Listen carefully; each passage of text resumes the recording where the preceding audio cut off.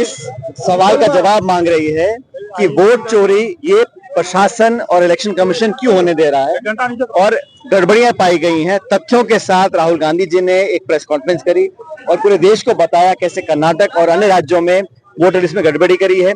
और सवाल यह है कि निर्वाचन आयोग वोटर लिस्ट देना नहीं चाहता, सीसीटीवी फुटेज जो है पोलिंग की वो डिलीट करना चाहता है और अगर सवाल पूछो तो एफिडेविट मांग रहा है।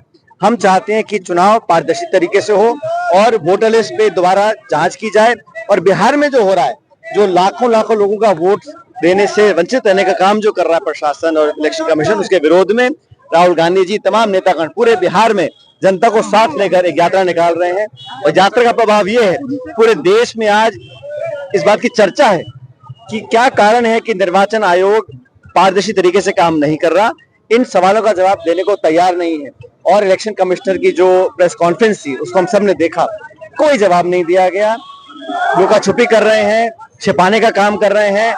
मुझे लगता है अकाउंटेबिलिटी और ट्रांसपेरेंसी प्रशासन को देनी चाहिए, इलेक्शन कमीशन को देनी चाहिए।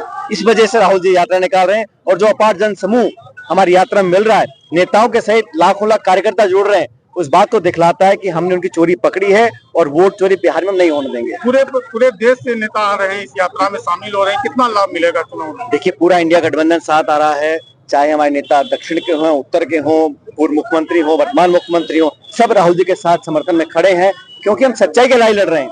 हम चाहते चुनाव हो, लेकिन चुनाव पारदर्शी तरीके से हो। जो गड़बड़ियां पाई गई हैं उसका विवरण और उसका जवाब इलेक्शन कमीशन को देना पड़ेगा। और मुझे आश्चर्य इस बात का होता है कि हम सवाल पूछते हैं इलेक्शन कमीशन से, जवाब देती है बीजेपी। भाजपा के प्रवक्ता इलेक्शन कमीशन को क्यों डिफेंड कर रहे हैं, इस बात का जवाब किसी के पास नहीं है। टैरिफ को कल से टैरिफ लागू हो गई, क्या लगता है जो भारत की जो विदेश नीति है वो सफल है?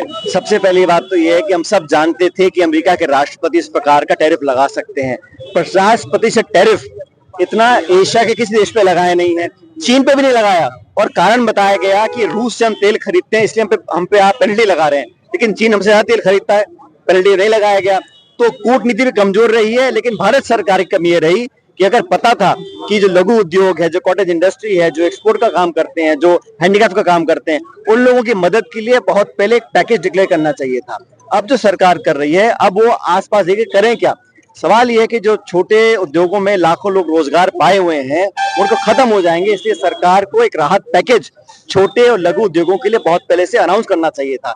जो बड़े बड़े कारखाने हैं, बड़े बड़े उद्योगपति हैं, उनके लाखों करोड़ का पैकेज दे सकते हैं। और जो छोटा दुकान चलाता है या मीडियम स्केल इंडस्ट्री है, उसके लिए मदद के लिए कोई संसाधन, कोई अनाउंसमेंट, कोई बैंक लोन, कोई सब्सिडी, कोई लाइन ऑफ क्रेडिट अभी तक अनाउंस नहीं किया है।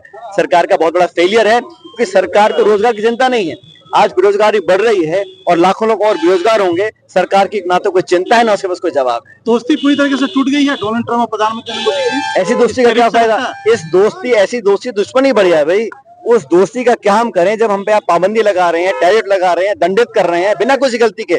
आप चीन पे नहीं कर पा रहे हैं लेकिन भारत में आंख दिखा रहे हैं। गड़बड़ियां पाई गई हैं। तथ्यों के साथ राहुल गांधी जी ने एक प्रेस कॉन्फ्रेंस करी और पूरे देश को बताया कैसे कर्नाटक और अन्य राज्यों में वोटर लिस्ट में गड़बड़ी करी है।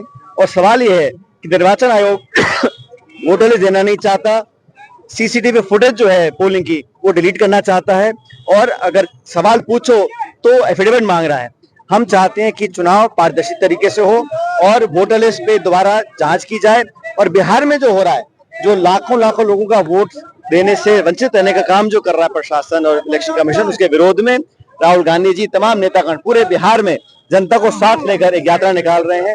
और यात्रा का प्रभाव ये है, पूरे देश में आज इस बात की चर्चा है कि क्या कारण है कि निर्वाचन आयोग पारदर्शी तरीके से काम नहीं कर रहा। इन सवालों का जवाब देने को तैयार नहीं है और इलेक्शन कमिश्नर की जो प्रेस कॉन्फ्रेंस थी उसको हम सब ने देखा, कोई जवाब नहीं दिया गया। लुका छुपी कर रहे हैं, छिपाने का काम कर रहे हैं।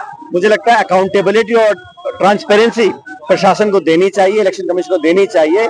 इस वजह से राहुल जी यात्रा निकाल रहे हैं और जो अपार जन समूह हमारी यात्रा में मिल रहा है, नेताओं के सहित लाखों लाख कार्यकर्ता जुड़ रहे हैं, उस बात को दिखलाता है कि हमने उनकी चोरी पकड़ी है और वोट चोरी बिहार में नहीं होने देंगे। पूरे देश से नेता आ रहे हैं, इस यात्रा में शामिल हो रहे हैं, कितना लाभ मिलेगा चुनाव में? देखिए, पूरा इंडिया गठबंधन साथ आ रहा है, चाहे हमारे नेता दक्षिण के हों, उत्तर के हों, पूर्व मुख्यमंत्री हो, वर्तमान मुख्यमंत्री हो, सब राहुल जी के साथ समर्थन में खड़े हैं क्योंकि हम सच्चाई की लड़ाई लड़ रहे हैं।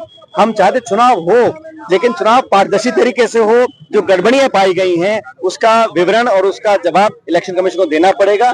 और मुझे आश्चर्य इस बात का होता है कि हम सवाल पूछते हैं इलेक्शन कमीशन से, जवाब देती है बीजेपी। भाजपा के प्रवक्ता इलेक्शन कमीशन को क्यों डिफेंड कर रहे हैं, इस बात का जवाब किसी के पास नहीं है।